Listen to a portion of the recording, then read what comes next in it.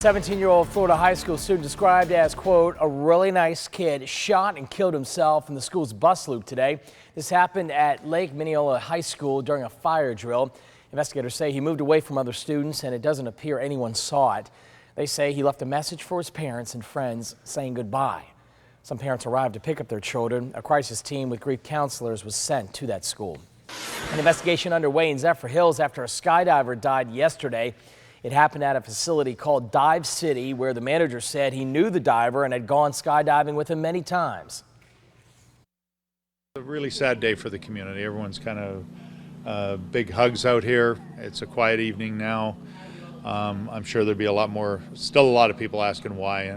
The Federal Aviation Administration is joining the investigation to determine whether it was equipment malfunction or something else that resulted in either the parachute or the backup parachute opening. It is being described as a house of bombs. Volusia County Sheriff's deputies came across this when they responded to a domestic disturbance call. The bomb squad found explosive materials inside.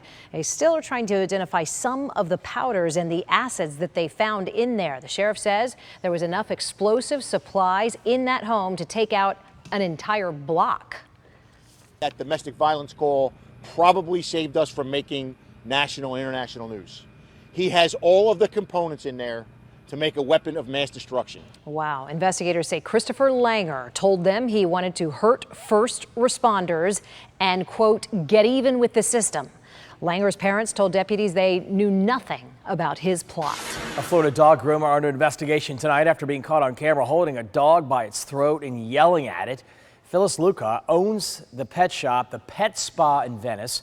She was grooming a dog when a former employee shot this video. It's been shared nationwide. It's incited anger and a lot of controversy. She's been a groomer for decades, and some longtime customers, ironically, are coming to her defense, posting on social media saying she cares about her clients and her patients. The former employee said she quit after seeing what she called constant abuse. Sarasota County Sheriff's Office investigating this one. More details tonight being released about the woman who drowned Friday night in a Riviera Beach retention pond. Police are now saying that it followed a fight between two groups of women. They say Leanne Gibson was found behind Indian Trace Apartments. They say she arrived there with a group of women. They were planning to fight another group of women who lived there at the apartment complex. The outside group apparently fled. Detectives say two women went into the water, only one came out. So far, there are no charges in this case. Police are still investigating. A Boynton Beach mother was sentenced today to probation after her young son pulled a loaded gun in front of a police officer and a Department of Children and Families investigator. Our news partners at the Palm Beach Post are reporting that 34-year-old Raslyn Fennell was sentenced to 3 years probation after pleading guilty to a child neglect charge. Police said that they were investigating a complaint back in June that her boyfriend was selling drugs right out of that house. That's when her 3-year-old son pulled a loaded gun out of a toy box.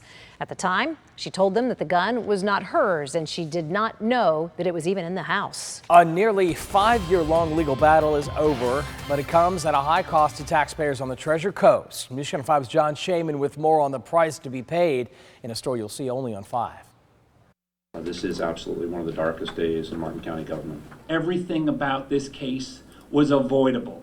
Tuesday, by a 4-to-1 vote, Martin County commissioners signed off on a $12 million settlement with Lake Point Restoration. The final cost to taxpayers, though, even higher. We as a community have collectively paid more than $5 million in outside legal fees. Just east of Lake Okeechobee near the Port Mayaca locks, Lake Point operates a rock quarry.